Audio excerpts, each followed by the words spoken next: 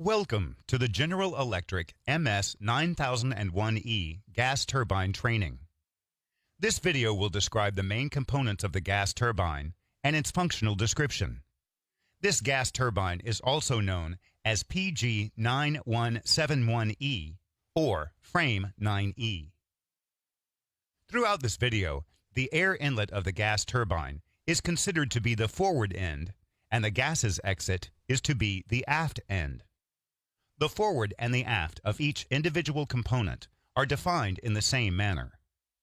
The direction of the airflow inside the compressor is defined as the downstream direction, and the opposite is to be the upstream direction.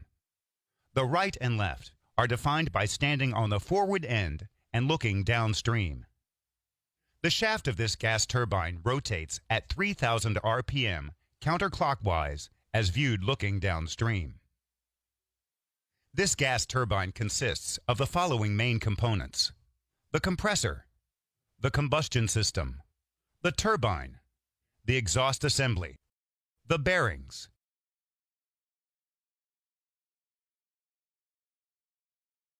The compressor is a 17 stages axial flow compressor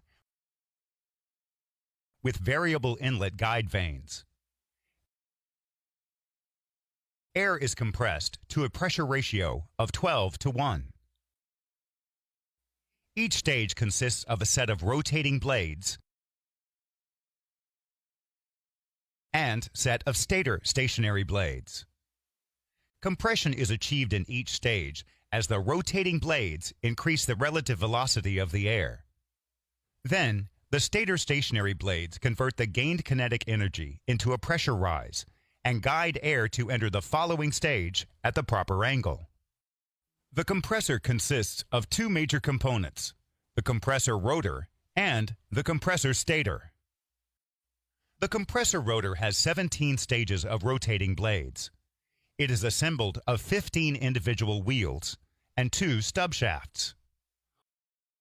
All wheels are held together with 16 tie bolts and nuts. The forward stub shaft is machined to provide the following features: thrust collar, which carries the axial downstream and upstream thrust forces to prevent rotor axial movements; journal surface for bearing number 1 and surfaces for oil and air seals; forward balancing groove to add balancing weights for vibration control; forward flange to connect the gas turbine shaft to the auxiliary gearbox. A speed ring with 60 teeth is attached to the forward flange for speed measurements and protection. The aft stub shaft is machined to provide the following features: a fan is machined on the forward side of the stub shaft. This fan draws air through the gap between the 16th wheel and the aft stub shaft to cool the turbine rotor parts. Aft balancing groove. Aft flange to connect the compressor rotor to the turbine rotor. Labyrinth teeth to mate with compressor stator parts to prevent compressor discharge air from escaping inside the inner barrel around bearing number 2. The compressor rotor blades are airfoil shaped and are attached to the wheels by means of dovetail arrangement. The first wheel blades are mounted on the wheel portion of the forward stub shaft, and they have only aft spacers, while the next 15 wheel blades have forward and aft spacers. The 17th stage blades are mounted on the wheel portion of the aft stub shaft, and they have only forward spacers. These spacers are placed to maintain the relative position between the rotor and the stator blades.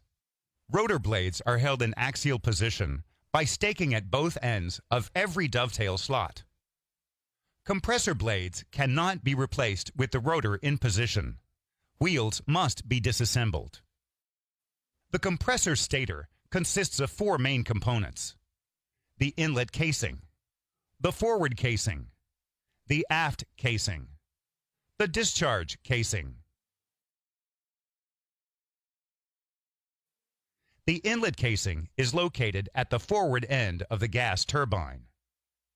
The blue painted section at the forward of the casing is called the bell mouth. The inner bell mouth is positioned to the outer bell mouth by 8 airfoil-shaped struts. The bell mouth function is to direct the air normally and uniformly to the inlet guide vanes for efficient airflow control and better inlet flow coefficient. The lower half of the bell mouth provides support for bearing number 1. A stationary labyrinth seal is installed at the aft end of the inlet casing to prevent suction of contaminants into the compressor. Variable inlet guide vanes are located at the aft end of the inlet casing. The function of these guide vanes is to control the amount of airflow across the compressor. The total number of the inlet guide vanes is 64 blades. Each blade stem is inserted into a hole machined on the inlet casing. Each 4 of them are supported from below by one inner segment. A pinion gear is installed to each blade stem and is keyed into position. These pinions are rotated by a ring gear, which is assembled to the control ring. The control ring is positioned by a hydraulic actuator to obtain the desired inlet guide vanes opening angle. The opening angle for this gas turbine ranges from 34 to 84 degrees. The forward casing contains the first 4 compressor stator vanes.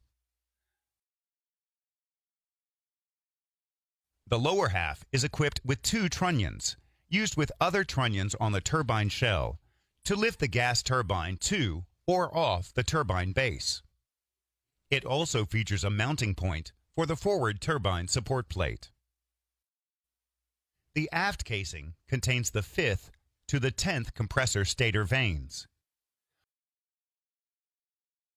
A groove is machined at the forward face around the 5th wheel blades, where air is extracted for cooling and sealing functions through 2 ports in the upper half and 2 on the lower half. Another groove is machined around the 11th wheel blades, where air is extracted for surge protection during transient operation.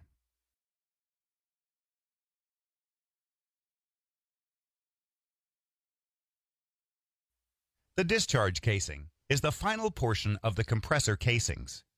Being the largest single casting, it is the keystone of the gas turbine structure. It connects the compressor to the turbine section and supports the combustion system. The discharge casing contains the last 7 stages of compressor vanes and 2 rows of exit guide vanes.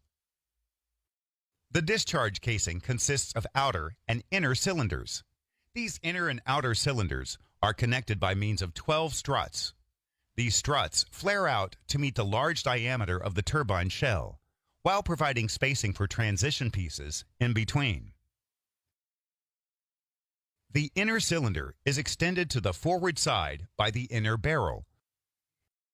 The inner and outer cylinders of the discharge casing form the compressor diffuser, which converts some of the kinetic energy of the compressed air into a pressure rise. At the forward end of the inner barrel, a honeycomb seal is installed to mate with the labyrinth teeth on the aft stub shaft. A brush seal is running against the rotor's smooth surface. This arrangement is also known as the high-pressure packing. The function of this arrangement is to control the amount of compressed air leakage inside the inner barrel. This air, despite being used to cool the first forward wheel space, the amount should be minimized to improve unit efficiency and minimize air leakage inside bearing 2 seals. The lower half of the inner cylinder supports the bearing number 2 and provides the opening for the lube oil supply and drain piping. The upper half of the inner cylinder has an opening for the vent pipe. Seals are installed at these openings to prevent compressed air from escaping inside the inner cylinder.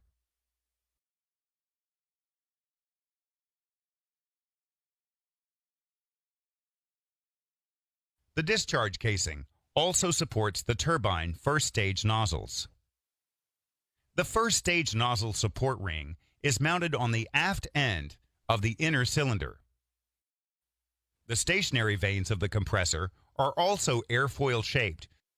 The blades of the first 8 stages are mounted by dovetail arrangement to ring segments. These ring segments are inserted into circumferential grooves on the casing. The blades of the last 9 stages have a square-based dovetail and are inserted directly into the circumferential grooves on the casing. 2 rows of exit guide vanes are located at the end of the compressor. These stationary vanes help in reducing the rotation of the airflow and increasing the pressure.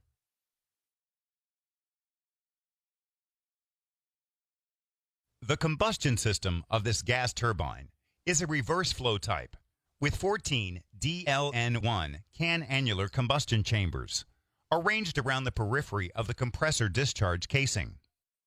Combustion chambers are numbered counterclockwise as viewed looking downstream starting from the vertical center line. With dual fuel capability, this turbine burns either gas fuel or liquid fuel. In this section, the pressurized compressor discharge air is directed upstream to enter the combustion zone, mixed and burned with fuel, producing hot gases, which will drive the turbine. The combustion system main components are the combustion wrapper, combustion can cover, primary fuel nozzle, secondary fuel nozzle, the liner,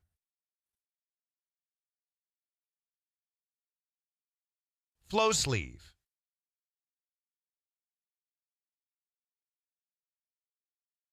transition pieces, crossfire tubes,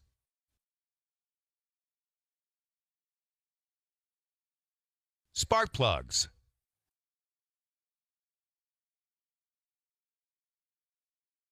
flame detectors. The combustion wrapper is a fabricated horizontally split casing that encloses the combustion system. It provides a supporting surface for combustion chamber assemblies. The wrapper forms a large plenum, which receives the compressor discharge air. This air is directed upstream to the combustion chambers. The forward face of the wrapper is slanted at 13 degrees angle from the vertical and contains machined openings to mount the 14 combustion chamber covers. The wrapper is supported by the compressor discharge casing and the turbine shell. The combustion chamber cover function is to carry the combustion chamber components.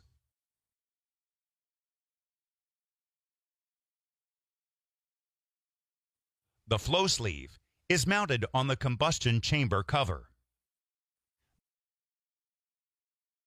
The flow sleeve forces the air to move upstream, forming a uniform air jacket around the liner for precise combustion and cooling functions among the 14 chambers. The liner is the core of the combustion system. Inside the liner, air and fuel are mixed and burned, providing hot gases. The liner is mounted on the flow sleeve at the forward side by 3 liner stops.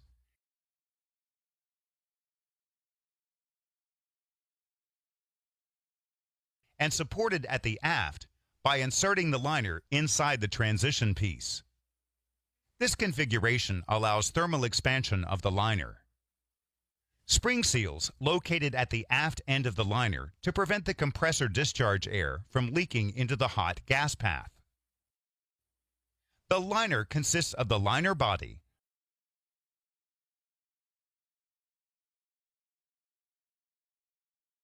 multi-nozzle cap assembly, and the venturi. These parts are assembled together by rivets. Combustion air flows into the liner through various locations. Primary combustion air flows through the primary gas tips. Air enters from metering holes for combustion functions.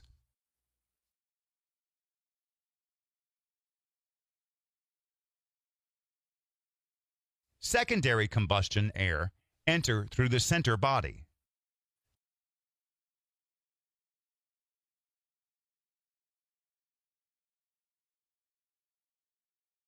Dilution air enters the liners from 3 holes at the aft side of the liner.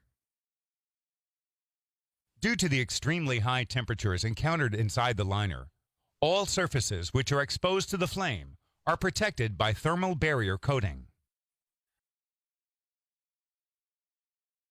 The combustion liner is also protected by film cooling, as air flows through the liner cooling rings to make an air film adjacent to the liner surface. This air film keeps the hot gases away from the liner metal. The liner cap is protected by film cooling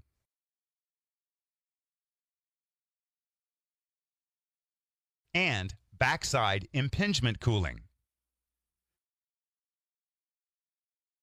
The venturi is cooled by backside impingement cooling. All combustion chambers are interconnected by means of crossfire tubes. These tubes enable flame to propagate from one chamber to another. Crossfire tubes are couples of male and female parts.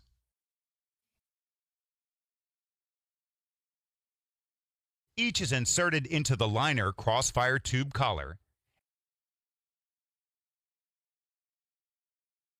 and held on position to the bracket on the flow sleeve by the crossfire tube retainer. All crossfire tubes are surrounded by crossfire outer tubes. These tubes connect the combustion chamber outer covers together. Packing is installed to minimize leakage and held by flanges on both sides of each tube.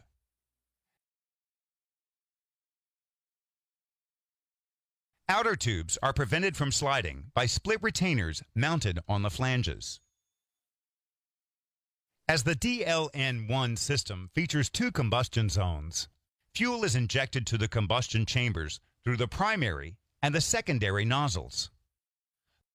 The primary fuel nozzle is functionally integrated with the combustion chamber end cover and provides a flange in the center for secondary nozzle mounting. Fuel is injected into the liner primary zone through 6 identical nozzles. Gas fuel enters the primary nozzle's assembly through the fuel gas connection flange and is routed through internal machined passages to the orifices located in the gas tips. Atomizing air is introduced in the same manner through internal passages and exits to the primary zone through multiple holes on each of the gas tips.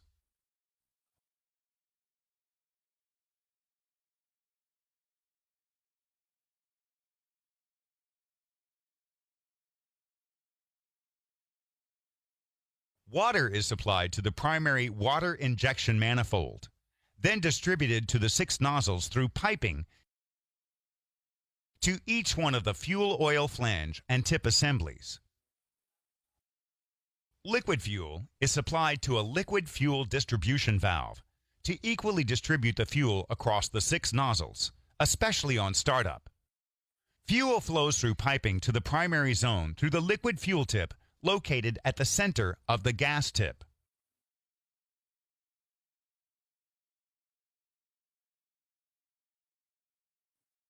The secondary nozzle features a supply flange for secondary gas fuel, which is injected into the secondary premix zone through multiple holes. A small amount of the secondary gas is injected after the secondary swirler. This amount is called the secondary gas subpilot. This amount of gas promotes the secondary flame stability. Transfer gas for transient transfer operation is supplied to the relevant supply flange and is injected before the secondary swirler also. Liquid fuel and water flow from the inlet flanges to the combustion zone, where they are injected at the aft tip of the secondary nozzle assembly. Combustion is initiated by means of two spark plugs mounted on the 11th and 12th combustion chambers. The spark plug is mounted on the spark plug ball joint. This joint allows adjustment of the spark plug relative to the liner. On a DLN1 combustion system, spark plugs remain inside the liner throughout all the operation for startup and primary zone reignition functions. Once the flame is started on these chambers, it propagates to the other chambers through the crossfire tubes. Flame is detected on combustion chambers by means of ultraviolet flame detectors mounted on 4 chambers, the 14th, the 1st, the 2nd, and the 3rd combustion chambers. As the DLN system features 2 combustion zones, flame is detected by 4 flame detectors in each zone. The flame in the primary zone is detected by flame detectors mounted on pads on the combustion chamber cover. This detector is inclined to detect the flame through one of the metering holes around the liner body. Secondary flame detectors are mounted on the secondary nozzle flame flange. Flame is detected in the secondary zone through a viewport in the secondary swirler. Transition pieces are the interface between the combustion and the turbine sections. They direct the hot gases from the liners to the turbine first stage nozzles. The first stage nozzle entrance area is divided into 14 equal areas, receiving the hot gas flow. Due to the extremely high temperatures of the passing hot gases, the inside surface of the transition piece are coated with thermal barrier coating. Cooling air is introduced by allowing compressor discharge air through the vent plate to the cooling holes machined on the transition piece aft end. The transition pieces are sealed to both outer and inner side walls of the first stage nozzle by the outer and inner seals. These seals are inserted into grooves on the first stage nozzle to minimize compressor discharge air leakage into the hot gas path. The sides of the transition pieces are sealed by side seals. Side seals are held in position by side seal retainer blocks. These blocks are mounted on the first stage nozzle retainer ring. Transition pieces are supported at the aft side by means of the aft mounting bracket, which is mounted on the first stage nozzle retainer ring. Each transition piece is supported at the forward side by a support clamp. This support clamp is mounted on the compressor discharge casing.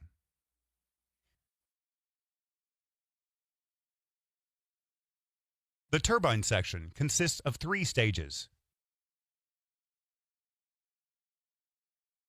Each stage consists of a set of stationary nozzles, followed by a set of rotating blades.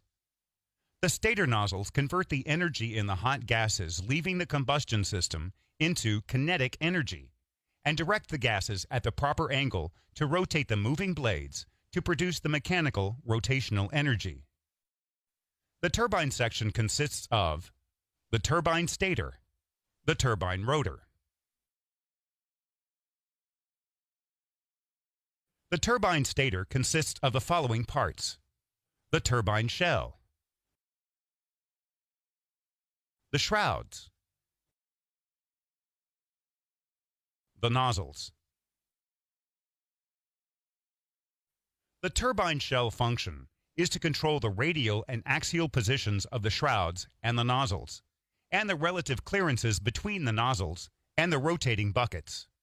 The position of these parts is critical to the turbine performance. The lower half features 2 trunnions used with other trunnions on the forward compressor casing to lift the gas turbine to or off the turbine base. The external surface of the turbine shell incorporates cooling passages.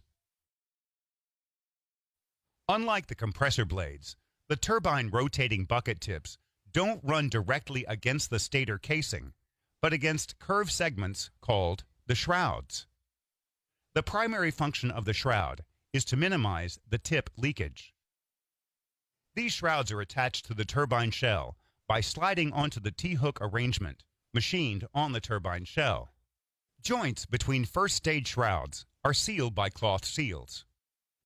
Shrouds are maintained in the circumferential position by radial pins from the turbine shell. The first stage shroud is coated with thermal barrier coating to withstand the extremely high temperatures at this stage. The second and third stage shrouds have teeth that mate with teeth on the tip of the second and third stage buckets. This labyrinth seal minimizes tip leakage. For better tip clearance, a honeycomb seal is integrated on the second and third stage shrouds. This honeycomb is relatively soft material. The cutter teeth on the tip of the second and the third stage buckets open a slot on the honeycomb seal without any material transferred, providing tighter clearances to improve the unit efficiency. Shrouds of the last two stages are sealed by interconnecting tongues and grooves and by key seals. In the first stage nozzles, hot gases received from the combustion system are expanded and directed to the first stage rotor buckets. The first stage nozzle consists of 18 cast nozzle segments. Each segment contains 2 airfoil partitions. These partitions are hollow. This permits the relatively cool compressor discharge air to cool the nozzle segments by entering from the impingement plates and exiting through holes on the trailing edge into the hot gas path.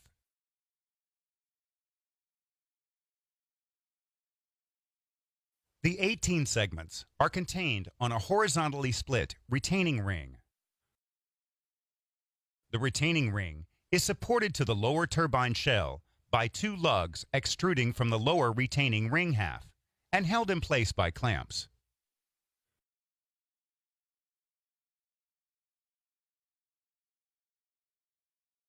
The retaining ring is centered by 2 eccentric pins from the turbine shell. This configuration permits radial expansion due to the high temperatures encountered, while the ring remains centered to the shell. The aft outer face of the retaining ring is loaded against the forward face of the first stage shroud, with steel strips in between to prevent compressor discharge air leakage between the nozzle and the shell. The nozzle one assembly is prevented from moving forward by 4 lugs extruding from the outside diameter of the retaining ring at 45 degrees from vertical and horizontal center lines. These lugs fit in a groove machined on the turbine shell.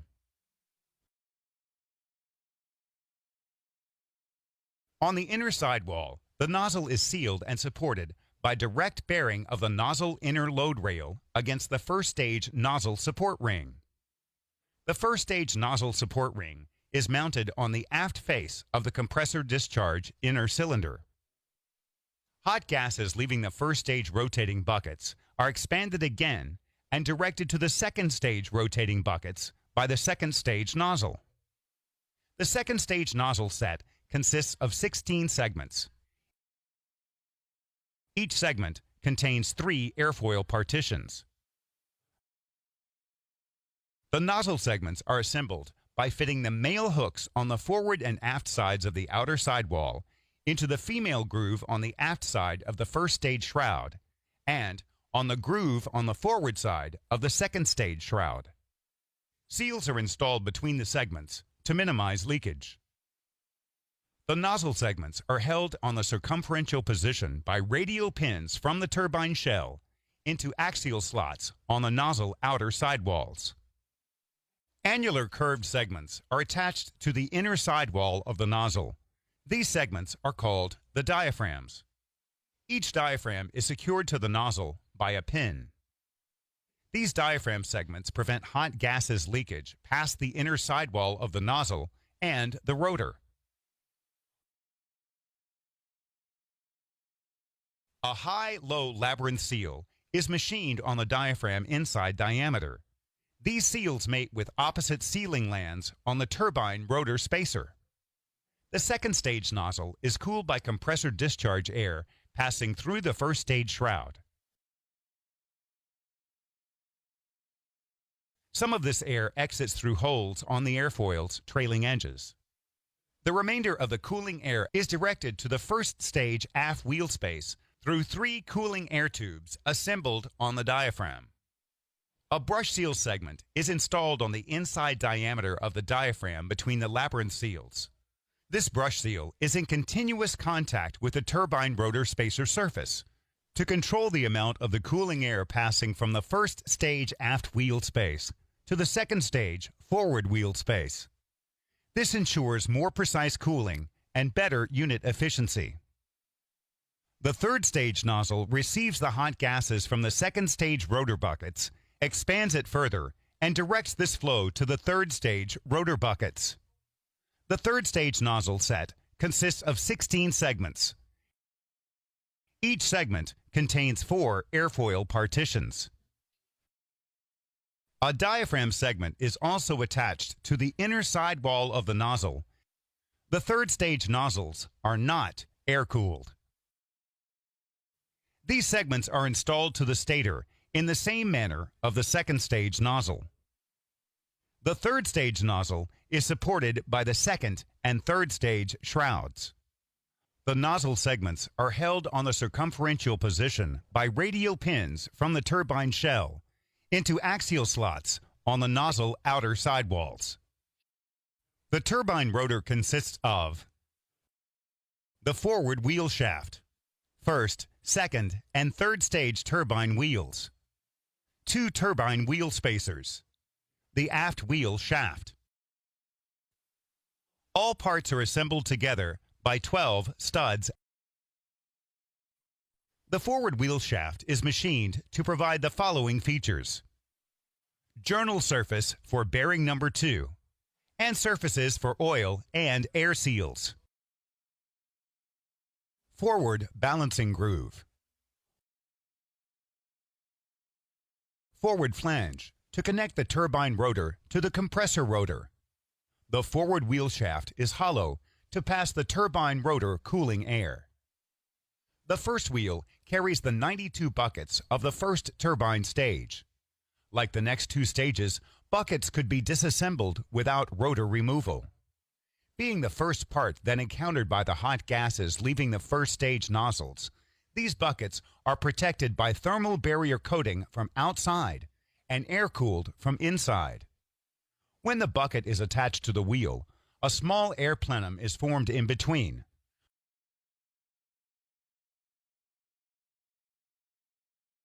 The rotor internal cooling air, which passes through slots on the forward face of the first wheel spacer, is fed into these plenums. Cooling airflow from this plenum to a series of longitudinal air passages to cool the bucket and exit at the recessed bucket tip. Buckets are attached to the wheel by straight axial entry multiple tang dovetails that fit into matching cutouts on the wheel rims. The buckets are prevented from moving axially by the D-key arrangement. A radial locking pin is installed before the first bucket. Then, the first bucket is installed and locked in place by the D-key. This is repeated for the next 90 buckets. The last bucket is installed, and an axial locking pin is inserted on the locking bucket dovetail. This pin pushes the radial locking pin to hold the last bucket on position.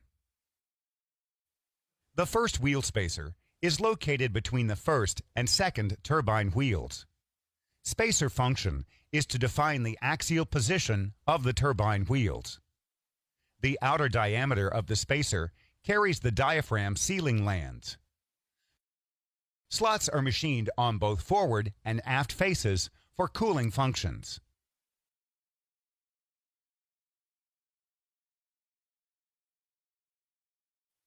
The second wheel carries the buckets of the second turbine stage.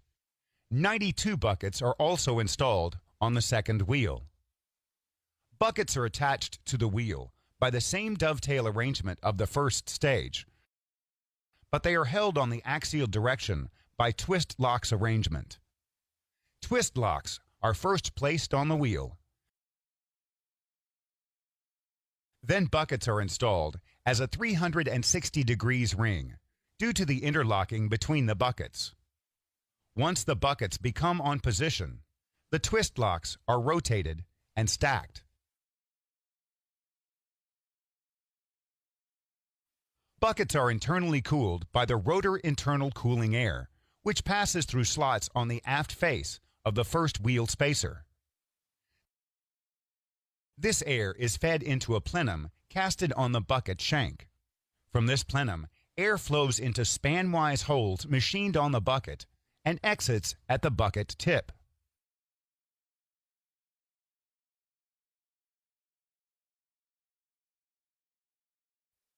The second stage bucket tip is enclosed by a shroud, which is a part of the tip seal.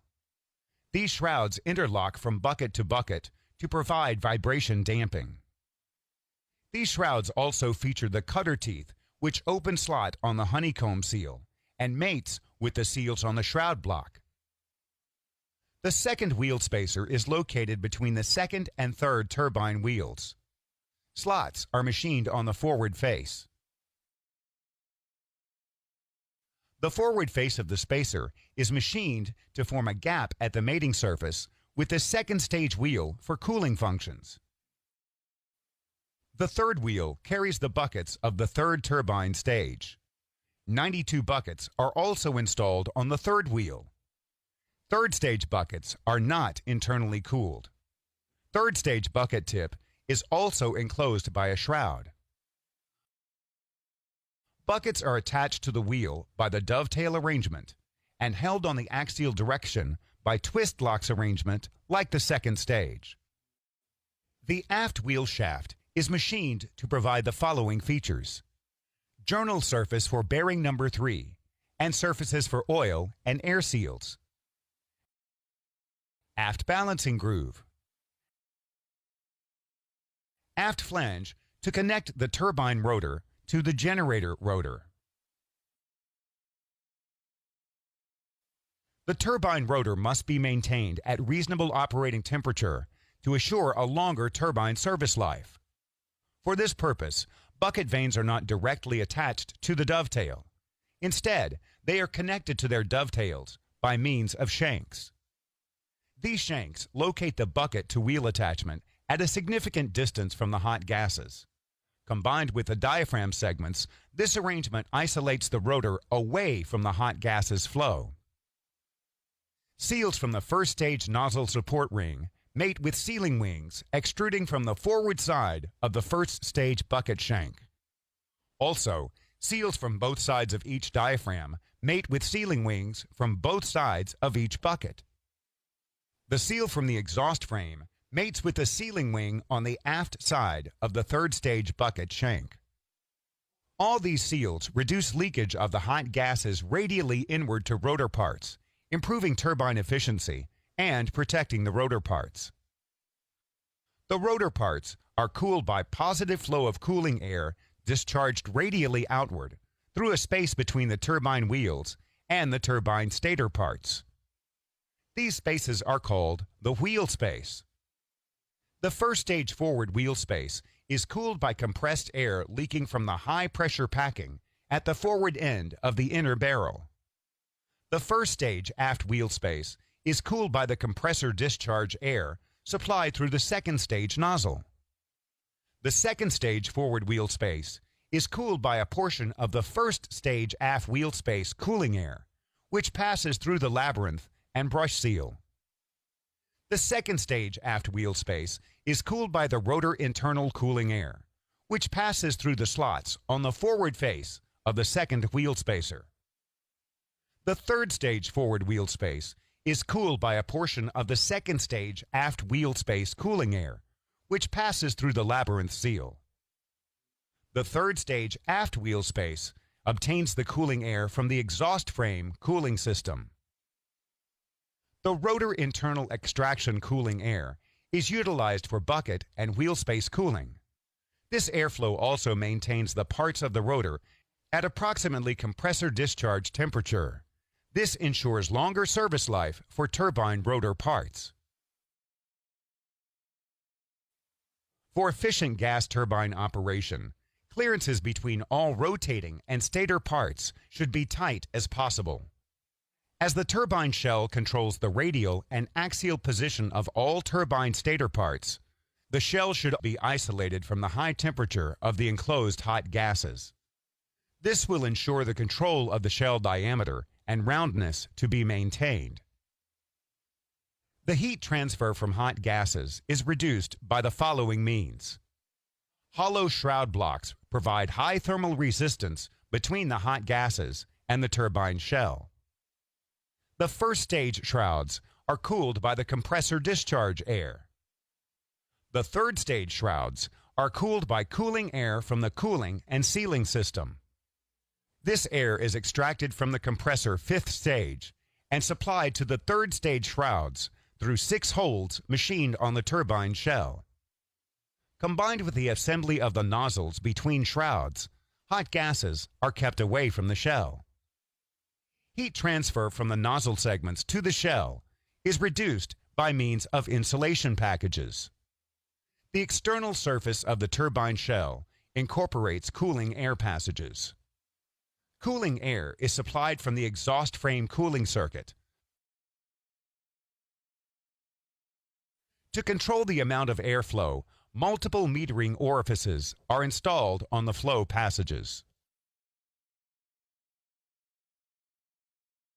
The exhaust assembly consists of 2 parts, the exhaust frame and the exhaust diffuser. The exhaust frame consists of inner and outer cylinders connected together by 10 radial struts.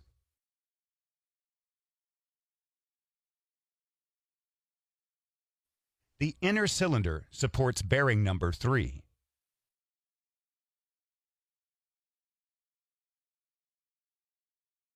The lower part of the outer cylinder features mounting points for the turbine aft legs and the jib key.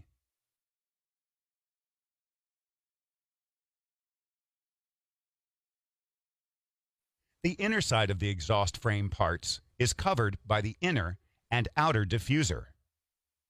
The outer diffuser surface is manufactured to provide divergent cross-sectional area to increase the exhaust gas's pressure. The struts are covered by airfoil-shaped fairing surfaces. The inner and outer diffuser and the airfoil-shaped fairing surfaces are metal surfaces which protect the exhaust frame parts from being exposed to the high temperatures of exhaust gases to maintain temperature stability. This stability is required to keep the exhaust frame inner cylinder, which carries the bearing number 3, in the accurate position, avoiding any misalignment. To ensure the temperature stability, air is forced by means of 2 off-base blowers between the exhaust frame outer cylinder and the exhaust frame diffuser surface through 4 ports.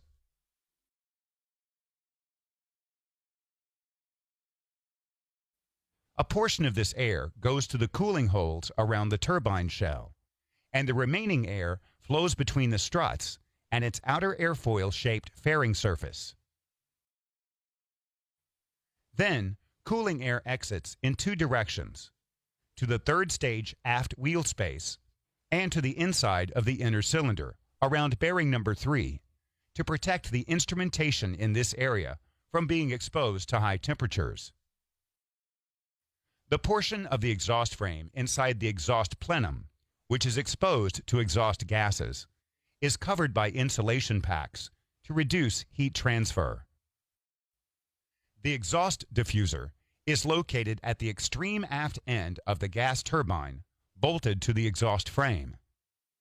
The exhaust diffuser is a fabricated assembly consisting of inner cylinder and outer divergent cylinder.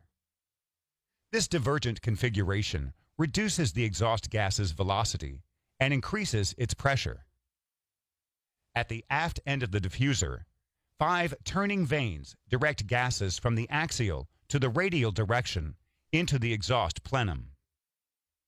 The inner side of the inner cylinder is isolated by insulation packs to reduce the heat transferred to the load coupling tunnel and to the bearing number 3 area.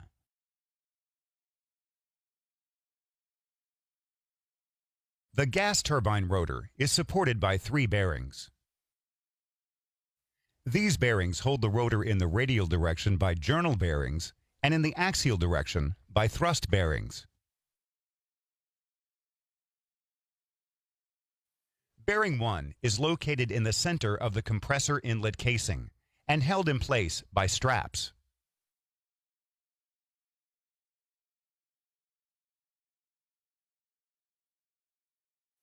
The bearing components are installed inside the bearing housing, which consists of the lower and the upper halves. This bearing contains an elliptical journal bearing, loaded thrust bearing, and unloaded thrust bearing. Labyrinth seals are installed at each end of the housing, where oil control is required. Their teeth run against smooth surfaces machined on the rotor. Seals are assembled so that a small clearance exists between the seals and the shaft. The sealing airflow from the cooling and sealing system through the axial tube machined at the right side of the housing and is admitted to the labyrinth seals through 2 ports to annular spaces surrounding the seals. Between the 2 rows of seal teeth, sealing air is admitted through multiple radial holes to stop oil from spreading along the shaft. Some of this air returns with the lube oil and is vented through the lube oil mist eliminator, and some escapes out of the housing. Inboard of the main pressurized seals, 2 backup labyrinth seals are installed for positive sealing. A floating seal is installed on the forward of the thrust bearing cavity to contain the oil. The journal bearing components are the bearing liner and the journal surface machined on the compressor forward stub shaft. The bearing liner consists of 2 halves fitted on the bearing housing. The liner inside faces are machined to make convergent oil clearance, in which oil pressure increases around the shaft journal to support it. After machining, these faces are coated with Babbitt alloy. For lubrication, oil is supplied through the oil feed pipe to a port in lower bearing housing, where the oil fills an annular space around the liner and is admitted inside the liner through 2 grooves machined at the horizontal matching edge. Oil is drained through the vertical drain slot at the bottom of the lower liner half to the journal drain cavity down to the oil drain piping. The thrust bearing major components are the thrust runner, which is integrated in the compressor rotor forward stub shaft, and 2 thrust bearings.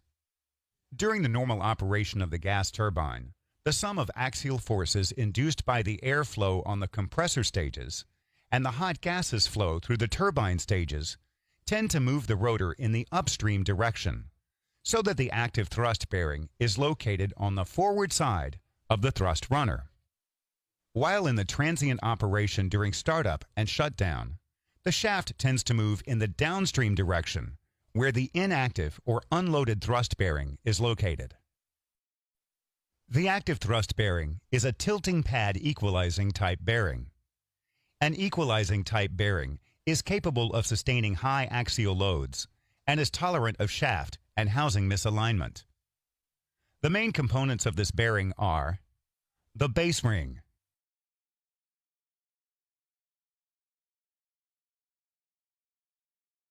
the tilting pads, upper leveling plates, lower leveling plates, shim plate.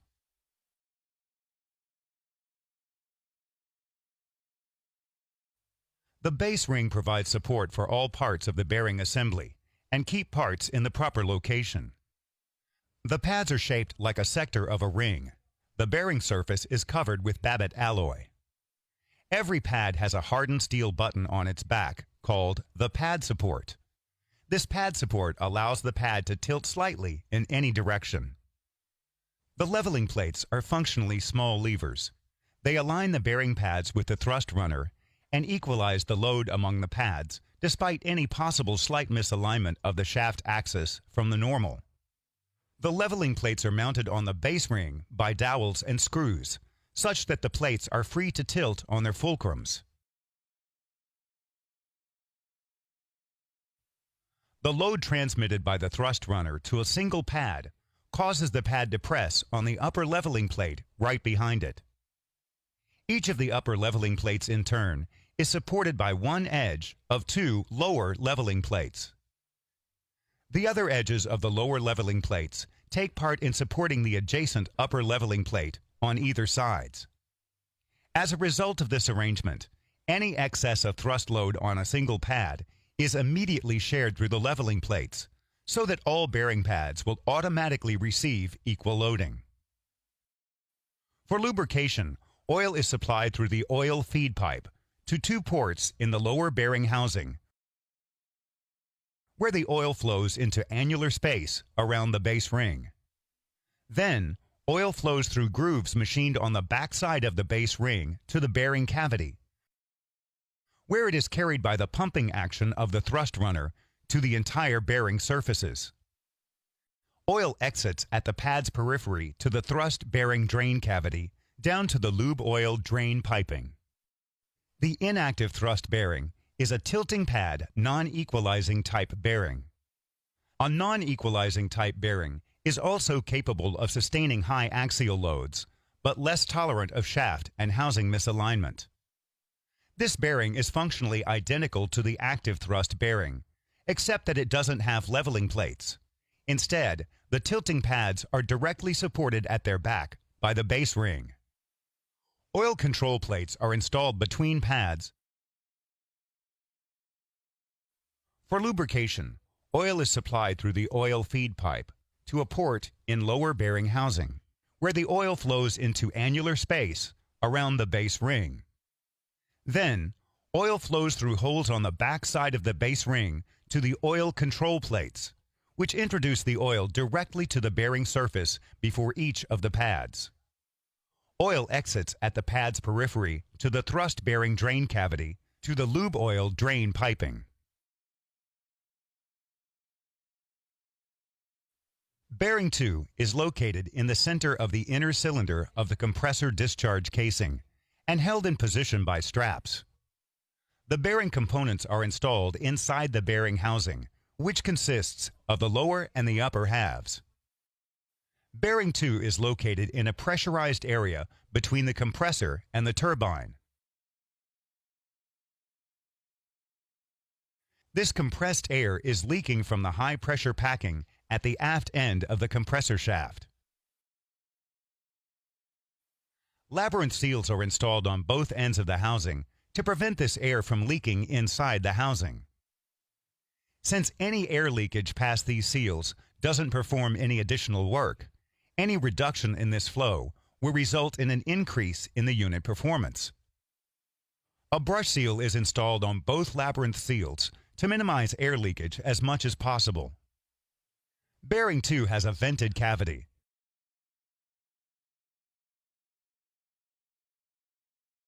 The compressed air leaking from the outer labyrinth seals is vented to the atmosphere through a vent pipe mounted on the top of the housing.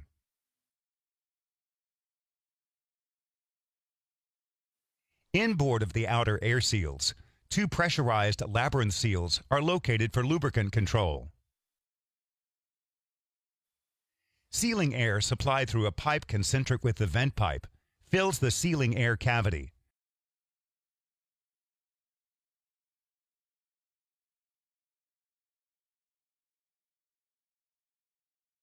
And flows between the two rows of each of the labyrinth seals. Some air escapes to the vented cavity, and the remaining returns with the lube oil. The journal bearing components are the bearing liner and the journal surface machined on the turbine forward wheel shaft. As the upper and lower housing parts are not symmetric around the liner, a liner strap is installed on the top to provide support for the liner and form the annular space for lube oil flow. For lubrication, oil is supplied through the oil feed pipe to a port in the lower bearing housing, where oil fills the annular space around the liner and is admitted inside the liner through 2 grooves machined at the horizontal matching edge. Oil deflectors are mounted on both ends of the liner to help containing oil inside the liner. Oil is drained through the vertical drain slots at the bottom of the lower liner half to the lube oil drain cavity, down to the oil drain piping.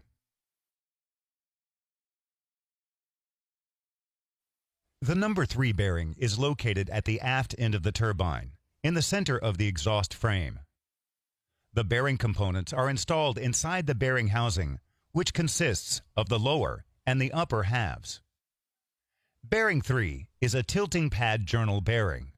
This type of bearing is used in situations where slight misalignment is expected. Labyrinth seals are installed in housing where oil control is required. Their teeth run against rotor smooth surfaces. The sealing air flows from the cooling and sealing system through the axial tube machined at the left side of the housing and is admitted to the labyrinth seals through 2 ports to annular spaces surrounding the seals. Between the 2 rows of seal teeth, similar to other bearings, sealing air is admitted through multiple radial holes to stop oil leakage.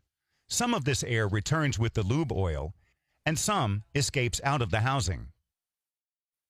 A forward air deflector seal is installed at the forward side of the housing to prevent crossflow, and vent holes are machined on the housing. The bearing liner of the tilting pad type consists of a retainer ring and 5 tilting pads. The tilting pads are assembled so that high-pressure oil film is generated between each pad and the rotor journal surface. This produces symmetrical force on the bearing surface that helps to maintain shaft stability. Each pad is mounted to the retainer ring by 2 pins and supported from the backside by a pivot pin. This configuration allows the pad to rotate in 2 dimensions. This movement makes this type of bearing capable of tolerating small amounts of shaft misalignment. For lubrication, oil is supplied through the oil feed pipe to a port in the lower bearing housing, where oil fills an annular space around the liner retaining ring. Oil is admitted inside the liner through 5 orifice holes, machined radially on the retainer ring to the gaps between pads. 2 floating ring seals are mounted on both ends of the retainer ring to maintain an adequate amount of oil inside the liner assembly. Oil is drained through the vertical drain slots at the bottom of the lower retainer ring half to the oil drain cavity, down to the oil drain piping.